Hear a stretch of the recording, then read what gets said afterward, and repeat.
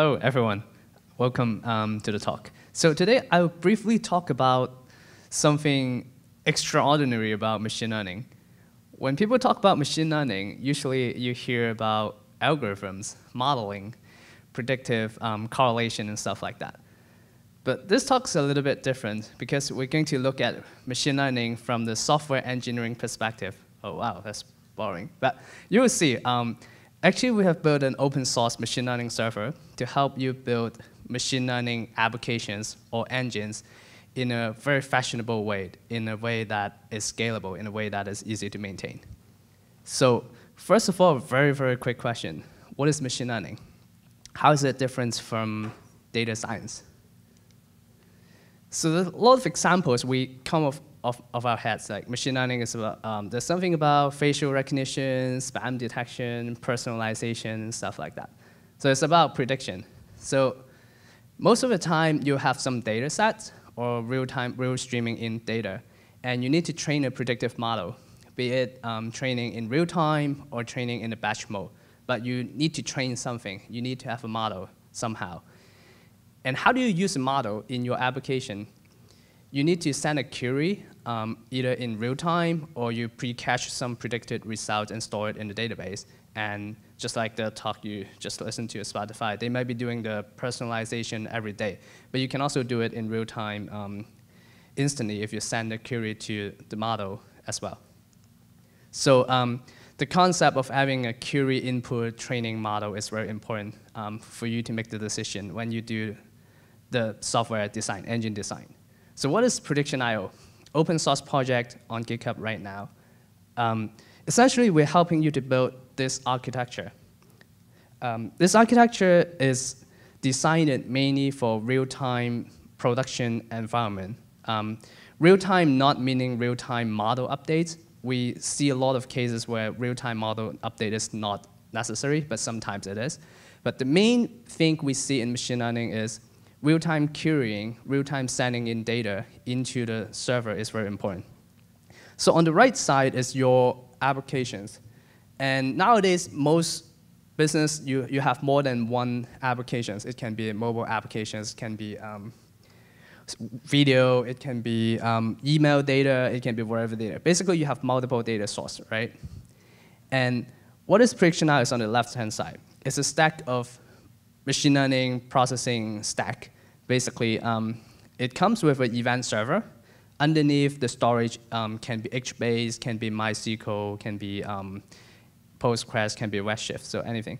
But on top of that, we built a very thin layer, REST layer, for you to help you listen to real-time events. And that layer is built on the Spray framework.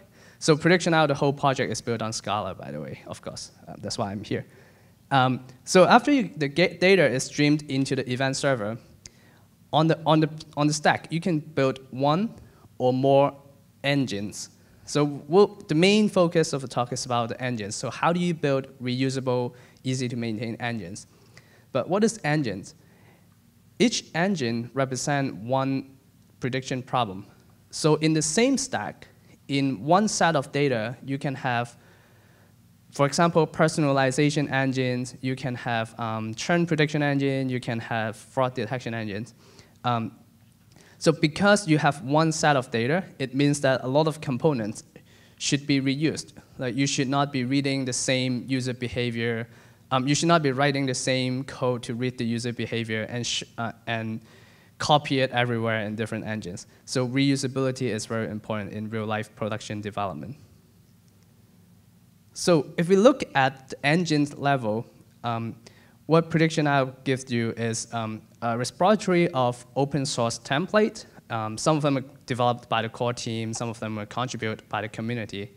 So there's a template gallery where you can go and see the source code of different types of application engines, like fraud detection, churn detection, recommendation is one. The power of engine is that engine template is that they're template, so it means it's customizable, supposed to be customizable. So if you're a Scala developer, you can go and take a look at this code. They're all built under the same design pattern, the DASE design pattern. And so essentially, you can modify the algorithm, you can modify the business logics by yourself. So one recommendation engine template, you can actually use it in different scenarios. Some people will use it on the front page of the web. Some people will use it for the mobile push notification. And even though it's the same for your same business, but you can see it, the algorithms or the goal you want to optimize is very different, right? Like on your front page, let's say like a music service front page, the goal may be about discovery, maybe about finding new content. But if you're doing push notification, the same service, the goal is about getting the user come back to the service. So there are two goals you want to optimize, but in a coding level, there are a lot of things you can reuse, really. Same to text classification. You can use it for spam detection. You can use it for sentiment analysis. So going down into the code level quickly, each engine contains 4 components. I'm cheating, actually, to give it a nicer name, DASE. But actually, D represents 2 components, data source and data preparator. But essentially, they're dealing with data. Remember, you stream in your data into the event server. In each engine, you can modify the data source component to pick the data you like from the event store. And you can have the data preparator to do the feature extraction, feature transformation, to prepare the data so that they're ready for the next level algorithms or algorithms. So the beauty of this architecture is you can start with the most simple algorithm in the world. Let's say random, or like random result, or show just the latest result. You can have the whole pipeline ready. So there's kind of like a dummy engines. The prediction is very dummy. But you can have the whole pipeline ready first, and you confirm it with your product development team, with the business team, before you put in more complicated algorithms. And you can benchmark different algorithms to do evaluation. So one engine, you can deploy multiple engine instances. So one may be using random forest, the other one may be using random forest plus, for example, collaborative filtering, combine them together to get the result. So you can do the A/B testing easily without rewriting most of the code. You just plug in a new algorithm into it. The third layer is serving. So remember, we want to care about the real-time query, right? Like, so music service, so I'm in Oakland. I send you a query now in the afternoon. So you might want to send me some really upbeat music. Whereas if it's at night somewhere else, you might want to send me some really quiet music. So that is something not handled by the algorithm or the model itself, but more on the real-time logics, real-time layer. So serving is where you put the real-time business logics. And evaluator, I'm not going to cover too much on evaluator today, but you can do it. So the 2 things I want to show you how you can visually to show you, not showing you how to build a code within like 10 minutes, but I'm showing you what you can do with the engine is 2 things. One is train the model. The other one is respond to dynamic query. So training a model, that's the main goal when you're doing machine learning, right? So in one engine, if you go download the engine template source code, you will see these classes. A data source class, a data preparator, and algorithm. So remember, data source, data wrapper stand for D, and A stand for algorithm stand for the A, or A stand for the algorithm. So how it works is you run PIO train. Essentially, you're training the engines with the data in your event server. PIO train will trigger the retraining function in the data source class. And whatever you like to do, as long as you output the training data class, that's fine. So training data will be passed by the framework automatically to Preparator class. And you can do whatever feature transformation there, as long as you return back prepared data. So the framework will help you pass the prepared data to one algorithm or multiple algorithm classes, depends if you have associated one algorithm or multiple algorithms in this engine. So let's say you only have just one, algorithm 1. Prepared data will be passed to algorithm 1. And now you can have your algorithm logics, algorithm code in it, and create a model, it can be a RDD format, it can be data frame format, whatever it is. So PredictionIO architecture is assuming you're using Spark, you're using Scala. So you can return the model. The model will make persistent automatically by the framework. That's all you need to do for training part. You don't need to worry about scalability. You don't need to worry about when do I train it, how should I train it? Because is something configurable on the server level. Like as a developer, you don't need to worry about all this logics in your code. So a visual way to see it, because I really want to show a demo, but I think it's tough to show a demo when it's a software development platform. So let me try to show it visually. Again, we play the scenario. Basically, 3 levels of stuff. Data source pass the training data to data preparator. Data preparator pass the prepared data to algorithms. Algorithm produce the models. System help you make them persistent. Simple and easy. OK, now you have models, right? And you can define the times you want to retrain these models. The next thing is you can deploy these engines on production as a web service with just one command line. So let's say now your engine is running as a web service. What's next? You can then send REST query in real time to this engine web service. What it does is it will trigger the algorithm class. This time is the predict function instead of the training function. The query will be passed to it, and you see that you have access to the model that you have trained before. So now you can do something with the persisted model with a query, of course, like is to make a prediction, and you return the prediction. Predicted result will be passed to the serving class, to serve automatically. And this is where you do the real-time business logics, remember.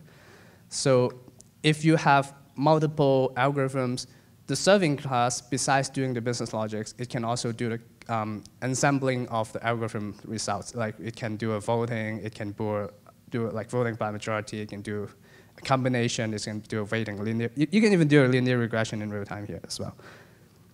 So visually, looking at how it works, you have algorithm 1, you have serving components. Your mobile application send a real-time query to the engine service, which trigger algorithm 1, which contain the model. And it produces the predicted result, which will be passed to the serving. And serving will return the result to the mobile application as a JSON through the REST call. So that's how it works. That's how you can easily create a machine learning service with reusable components, which support multiple algorithms, which support plug-and-play algorithms, and components as well, easily using PredictionIO framework. And of course, like you can have more than one algorithm here. So the code to put all these components together is really just like one factory object. You point to one data source, you point to one preparator. You can define a map of algorithms, and also you point to your serving class. So running it on production is easy. So install PredictionIO, the whole stack that I mentioned with Spark, with build on Scala, with Spark, with HBase, with the rest built on Spray. Just one command line, everything will be ready. And of course, it supports a custom setting as well. So it's listed on Amazon Marketplace, things like that. So starting the event server, run one command line. You can download the engine template from the template gallery, and running it is just another, it's cheating. It's actually a free command line, but I put it like one command. But it's one line of commands. And you can update the model periodically or whenever you like. So the server also provides other features, which I'm not going to cover today, but versioning, rolling back the algorithms model. Like if you're training the engines every day and suddenly something goes wrong, you can roll back to the previous version of previous days. Offline, online evaluation is something really fun, but more difficult to demo here. Again, multiple engine variants and query and prediction tracking. This all like comes with the server. And it's all open source, 100% open source under Apache license. And we have been working hard on a new recommender template. We call it Universal Recommender. Not really good at naming, but as the name suggests, we try to have a template that can take in multiple signals. It can be user event signals for collaborative filtering. It can be trending signals for something more real time. So it's a one engine template with a lot of things combined in it for many use cases. So it's actually fun to look at it.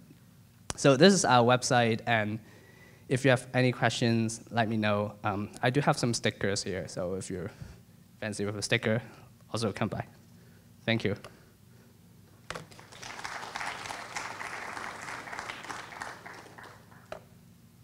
Any questions? Yeah, thank you. Great talk. My question is the following. Do you have any plan of supporting other engines?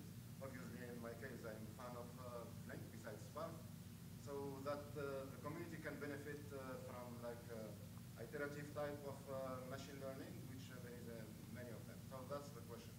Any plan for supporting other engines besides Spark? Yes. Yeah, yes, please. Yeah, sure. Sure, we would love to.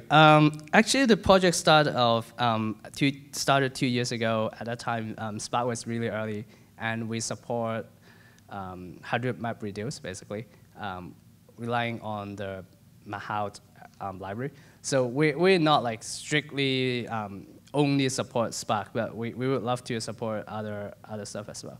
And we have some contributors who have created engines running on, for example, H2O algorithms. We don't see any case on Flink machine learning library yet, but it's actually something very exciting. Thanks. Any other questions? Oh.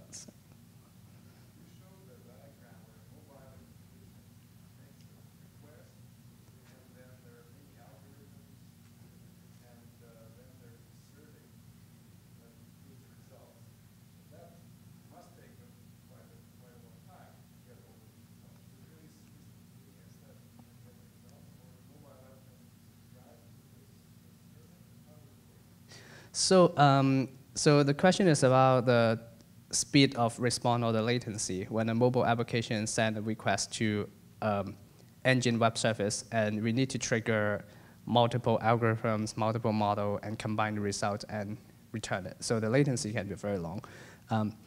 Yes, so the burden of the latency is actually on the software engineering side, but not so much on the framework side.